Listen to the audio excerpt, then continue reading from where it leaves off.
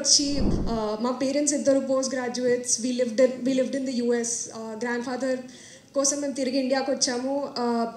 ఇక్కడే engineering, MBA, తర్వాత private సెక్టర్లో జాబ్ చేసి మా గ్రాండ్ ఫాదర్ ఐఏఎస్లో చేశారండి. అక్కడి నుంచి ఎక్కడో అక్కడ మళ్ళీ నేను కూడా వెళ్ళాలి పబ్లిక్ సర్వీస్లో అనుకుని స్టార్ట్ చేశాను. 2020లో నా అటెంప్ట్ ఫస్ట్ ఇచ్చా. అండ్ నా journey, if I had to summarise, it is అంచుల మోక్షం. నేను ఎవరికి చెప్పినా ఇదే చెప్తారు. 2020లో నాకు ర్యాంక్ రాకపోయినా రిజర్వ్ లిస్ట్, సెకండ్ లిస్ట్ వస్తుంది మెయిన్స్ లిస్ట్ తర్వాత. దాని నుంచి ఇండియన్ కార్పొరేట్ లా సర్వీస్ వచ్చిందండి. అప్పుడు తర్వాత ఇంకా రాయాలి, ఎందుకు ఇక్కడ ఆగిపోవడం అని 2022 ఇచ్చాను. ఆ year Indian revenue service all India rank 313 వచ్చింది. అప్పుడు కూడా చాలామంది అన్నారు సాటిస్ఫై అవ్వచ్చు కదా అని. దాని తర్వాత కూడా ఎందుకు ఇక్కడే ఆగడం, ఇంకొక అటెంప్ట్ ఇస్తాను అని 2023 ఇస్తే ఇయర్ ఆల్ ఇండియా ర్యాంక్ 50 వచ్చిందండి.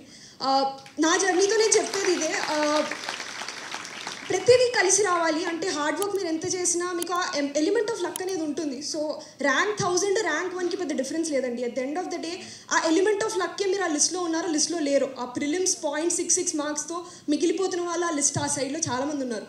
సో ఈ ఫ్యాక్టర్ గుర్తుపెట్టుకుని ఎప్పుడప్పుడు మీకు ఎలాంటి సినారియోస్ వచ్చినా please go forward, please take another look at yourself and don't feel disheartened. అంటే నేను రిజర్వ్ లిస్ట్లో ఉన్నప్పుడు చాలా ఏడ్చాను, నాకు చాలా లక్ లేదు అని. ఈరోజు అనుకుంటా ఆ లక్ లేకపోతే నేను ఇక్కడ ఉండనని. So that's from my journey. Thank you.